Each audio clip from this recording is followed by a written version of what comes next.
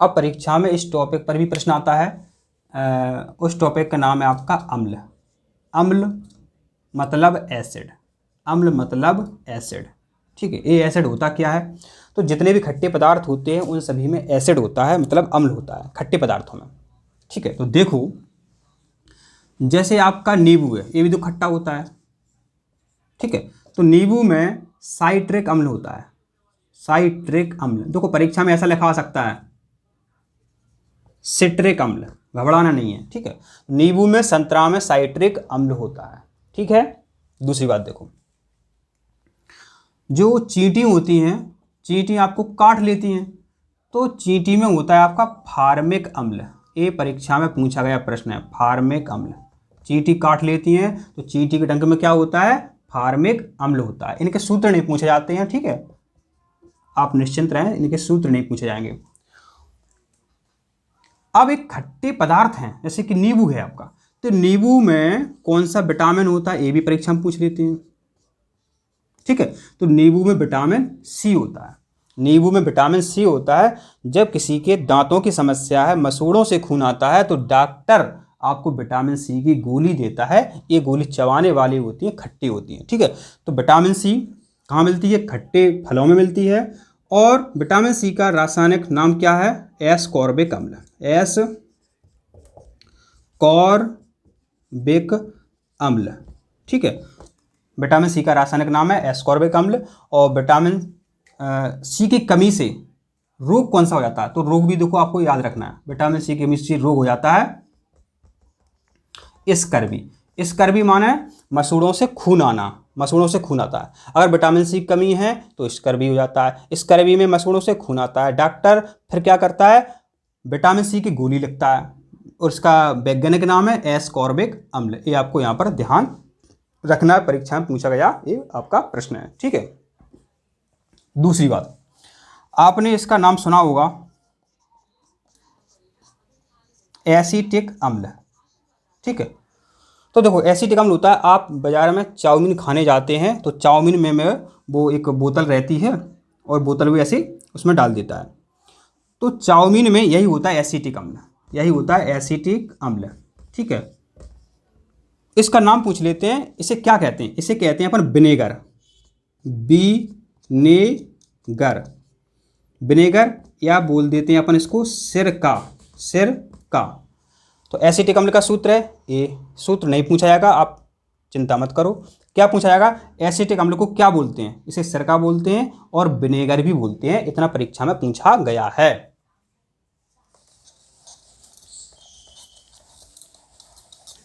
और अम्ल से क्या पूछा गया वो भी देख लो।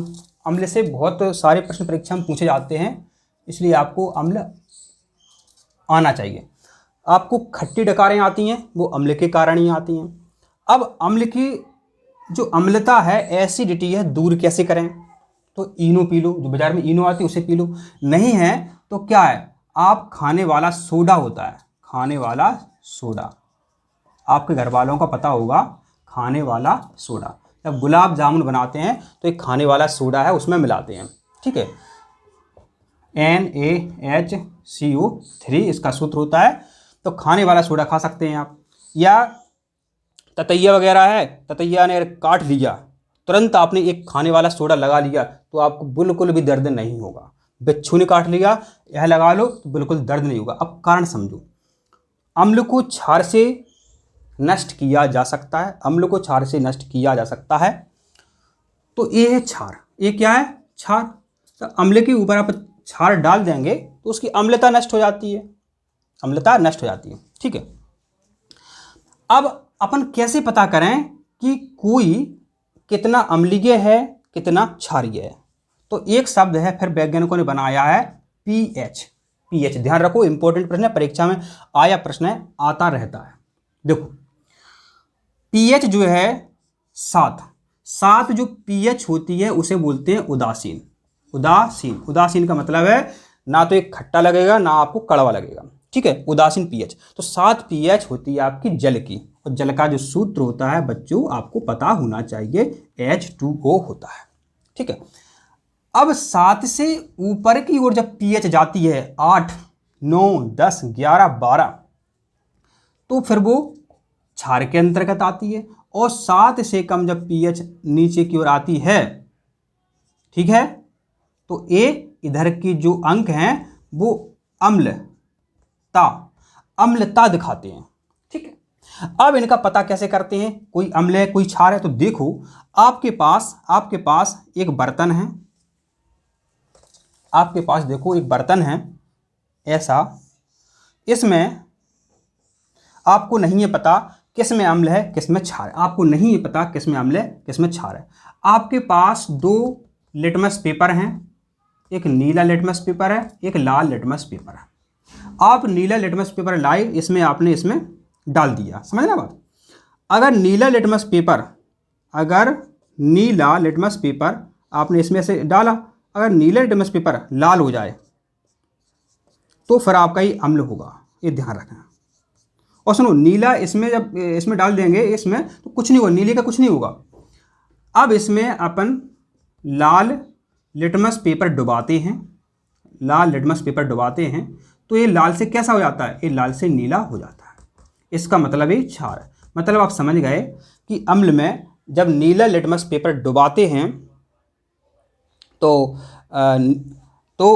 नीला लिटमस पेपर लाल हो जाता है, और क्षार में जब लाल लिटमस पेपर डुबाते हैं तो वो नीला हो जाता है। अम्ल में नीला लिटमस पेपर लाल हो जाता है, क्षार में लाल लिटमस पेपर नीला हो जाता है। ठीक है, ये आपको ध्यान रखना है।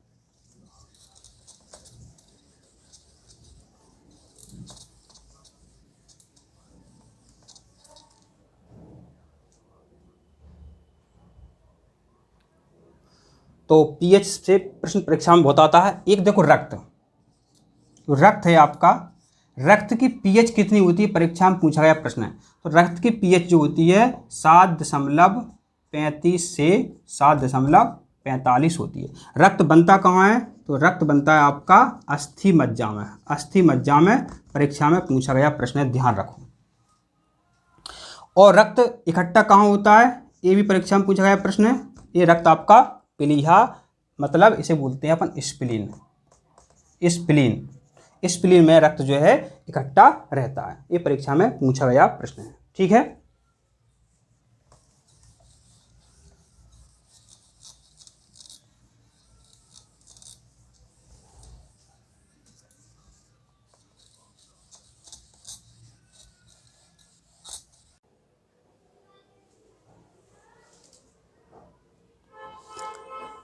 आपको नहीं है पता, आप सभी को नहीं है पता कि बताओ किस विलयन में अम्ल है किस विलयन में क्षार है। तो देखो आपने बच्चों पढ़ा होगा कि नीला लिटमस पेपर अम्ल में लाल हो जाता है, नीला लाल हो जाता है, और क्षार में लाल नीला हो जाता है। यहां ध्यान रखो, इसको ऐसे समझ लो, जो नीला लिटमस पेपर है, नीला लिटमस पेपर है अम्ल में कैसा हो जाता है, लाल, और जो लाल लिटमस पेपर है ये क्षार में कैसा हो जाता है, नीला। ध्यान रखना, ये नीले से लाल, ये लाल से नीला। नीला जो है अम्ल में इसका रंग बदल जाता है, और लाल का क्षार में रंग बदल जाता है। ये आपको ध्यान होना चाहिए, पता होना चाहिए। तो देखो नीला लिटमस पेपर आप लिए गए, और नीला लिटमस पेपर जो है आपने इसमें डुबाया, नीला लिटमस पेपर जो है आपने इसमें डुबाया। ठीक है, अगर ये लाल हो गया, लाल हो गया, ये कैसा है, ये आपका नीला है, लाल हो गया, तो इसमें क्या कर, अम्ल है। क्योंकि हम जानते हैं अम्ल में नीला लिटमस पेपर लाल हो जाता है, अम्ल में नीला लिटमस पेपर लाल हो जाता है। ठीक है, यहां पर देखो, अब आपके पास एक दूसरी पट्टी है, आप इसको ले आए। अब आप कौन सी लाए, कौन सी लाए, आप लाए नीली, तो नीला लिटमस पेपर आप लाए। यहाँ ऐसा लिखो, यहाँ आप लाल लिटमस पेपर लाए, आप लाल लिटमस पेपर लाए, इसको और सही बना दें, बना दें।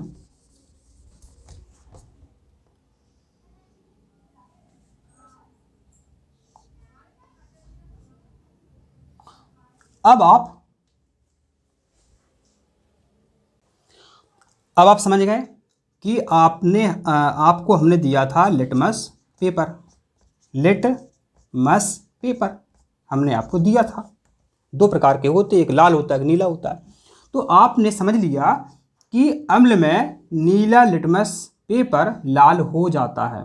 ठीक है, अब आपके पास है लाल लिटमस पेपर, आपने इस विलयन में इसे डुबाया। ठीक है, अब लाल से अगर ये नीला हो गया,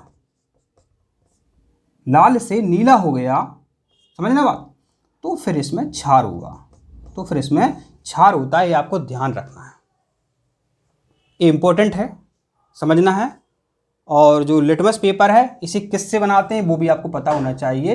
तो लिटमस पेपर को लाइकेन से बनाते हैं, ये आपको ध्यान यहाँ पर रखना है।